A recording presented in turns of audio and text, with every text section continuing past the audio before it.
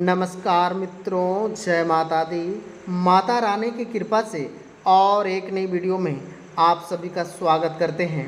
माता रानी की कृपा आप सबके घर पर आएंगी। माता रानी की कृपा आप सबको लाभ मिलेंगे। आज दुर्गा महारानी की वजह से आज आप सभी बन जाएंगे महाकरोड़पति। पैसों की और कभी भी किसी भी प्रकार की परेशानियां नहीं आएंगी। दुर्गा महारानी आप सबको लाभ पहुंचाने वाली है। दुर्गा महारानी आप सबों की मनोकामनाएं पूर्ण करने वाली है। आप सबको कहेंगे कि दुर्गा पूजा आप सभी को किस प्रकार से लाभ मिलेंगे। आप सभी दुर्गा पूजा आज आप सभी को बताएंगे कि आप सभी दुर्गा महारानी दुर्गा माता को खुश कैसे करें, माता रानी को खुश कैसे करें, माता रानी के कौन से पुष्प पसंद है, माता रानी आप सबों को सारे सपने कैसे पूरे होंगे, माता रानी आज का दिन नवरात्रि के दिन कौन से लाभ आपको मिलेंगे, नवरात्रि के 4 दिन कौन सा कलर है, माता रानी को आज आपको बताने वाले हैं कि आज यह वीडियो खास आप सभी के लिए है। माँ दुर्गा को क्या पसंद है, आज माता को भोग क्या क्या लगाने चाहिए, माँ दुर्गा का कौन सा फूल चढ़ाना चाहिए, और यह नवरात्र आप सबों को वह गुलाब, गुड़हल, गेंदा, हरसिंगा के फूल माँ दुर्गा को आराधना करनी चाहिए। माँ दुर्गा को प्रसन्न कैसे करें, माँ दुर्गा को मीठी खीर बेहद पसंद है। यह दिन पूजा गाय के दूध से बनी खीर का भोग लगाइए, इसमें माँ प्रसन्न होती है, भक्तों पर अपनी कृपा बरसाती है।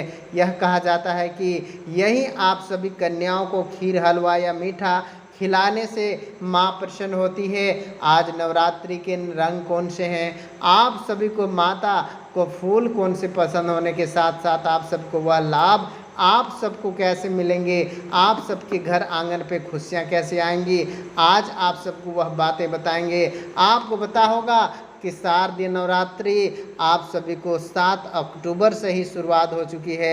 नवरात्रि के 9 दिनों में माँ दुर्गा के 9 कला अलग अलग रूप व विधि पूजा अर्चना करी जाती है, और यह दौरान इन्हें एक ही अलग अलग दिन भोग भी लगाते हैं, और इससे माँ बहुत प्रसन्न होती है और भक्तों को सारी मनोकामनाएं पूर्ण होती है, बीमारियों से मुक्ति दिलाती है, आर्थिक समस्याएं दूर होती है। आप सभी को इन दौरान कौन सा देवी को किस प्रकार से भोग लगाने से प्रशंसा मिलती है।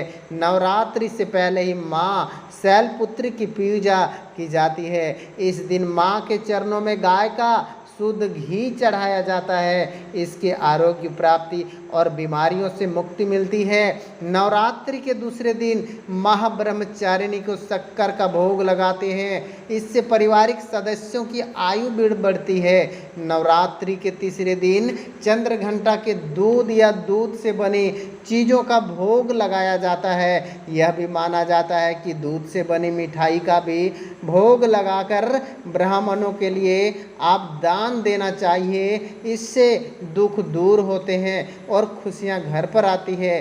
नवरात्रि के चौथे दिन कुशमंडा और आप सभी को मालपुए का भोग लगाया जाता है। धार्मिक मान्यताओं के अनुसार यह भोग दूसरे को खिलाने से बुद्धि तेजी होती है। नवरात्रि के 5वें दिन संकट माता और आप सभी को संकट माता के केले के भी भोग लगाना चाहिए। इसके दिन केले दान करना चाहिए। आप सभी को कहेंगे देवी कात्यायनी को प्रसन्न के लिए नवरात्रि के 6ठे दिन शहद और मीठा का भोग लगाइए, इससे धर्म, अर्थ और मोक्ष प्राप्ति होती है। नवरात्रि के 7वें दिन कालरात्रि की पूजा गुड़ व मेवे के लड्डू का भोग लगाना चाहिए, इसके माँ भूत प्रेत मुक्ति दिलाती है और सारे कष्टों को दूर करती है। नवरात्रि के 8वें दिन माँ गौरी की पूजा नारियल का भोग लगाना चाहिए।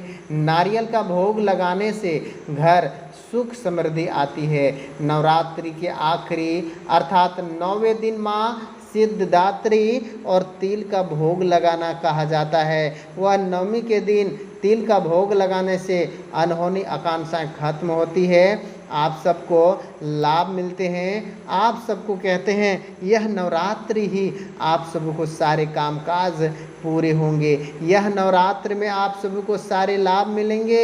आप सभी को विजयदशमी को भी अपराजित पूजा व पर्व कहते हैं। नव दुर्गाओं माता अपराजिता संपूर्ण ब्रह्मांड की शक्तिदायिनी ऊर्जा उत्कर्ष आप सभी को देवी अर्पजिता और पूजन तब शुरू जब आप सभी चारों युगों की शुरुआत हुई थी।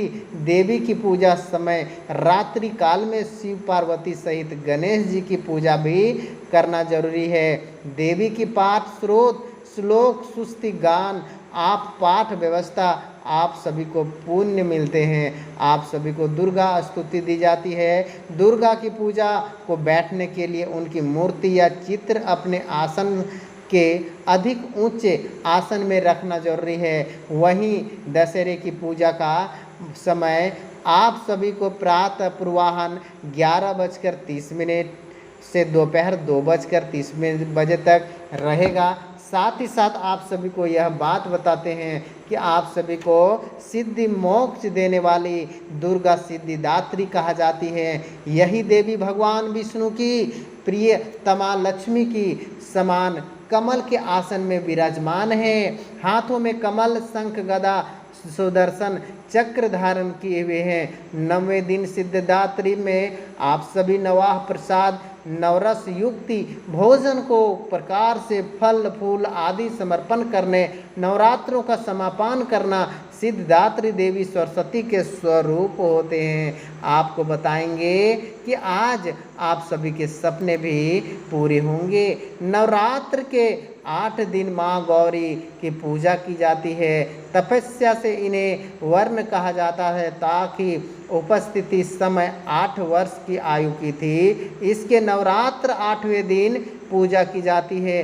अपने भक्तों के लिए अन्नपूर्णा स्वरूप यह धन वैभव और सुख शांति आशीर्दात्री देवी सांसारिक रूप में इसका स्वरूप बहुत उज्जवल और कोमल होते हैं।